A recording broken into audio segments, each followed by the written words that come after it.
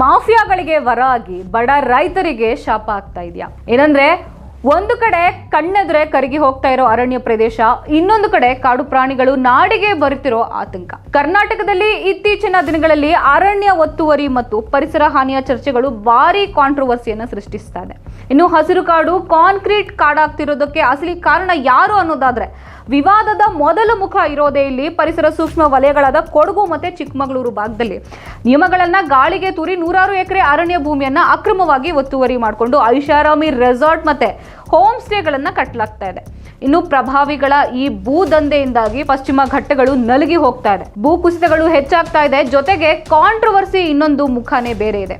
ಅರಣ್ಯ ಇಲಾಖೆ ಒತ್ತುವರಿ ತೆರವು ಕಾರ್ಯಾಚರಣೆಗೆ ಇಳಿದಾಗ ವರ್ಷಗಳಿಂದ ಕಾಡನ್ನೇ ನಂಬಿ ಬದುಕ್ತಾ ಇರೋ ಸಣ್ಣ ಪುಟ್ಟ ರೈತರು ಮತ್ತು ಆದಿವಾಸಿಗಳು ಬೀದಿಗೆ ಬೀಳುವ ಪರಿಸ್ಥಿತಿ ಬರುತ್ತೆ. ಇನ್ನು ದೊಡ್ಡ ತಿಮಿಂಗಳಗಳನ್ನ ಬಿಟ್ಟು ಬಡವರನ್ನ ಟಾರ್ಗೆಟ್ ಮಾಡಲಾಗ್ತಾ ಇದೆ ಅನ್ನೋದು ಸ್ಥಳೀಯರ ತೀವ್ರ ಆಕ್ರೋಶದ ನುಡಿ. ಪ್ರಕೃತಿ ಉಳಿಬೇಕಾದ್ರೆ ಅರಣ್ಯ ಸಂರಕ್ಷಣೆ ಅತಿ ಮುಖ್ಯ. ಆದರೆ ಒತ್ತುವರಿ ತೆರವು ಕೇವಲ ಬಡವರಿಗಷ್ಟೇ ಸೀಮಿತ ಆಗಬೇಕಾ? ದೊಡ್ಡ ದೊಡ್ಡ ರೆಸಾರ್ಟ್ ಮಾಫಿಯಾಗಳಿಗೆ ಬ್ರೇಕ್ ಬೀಳೋದು ಯಾವಾಗ?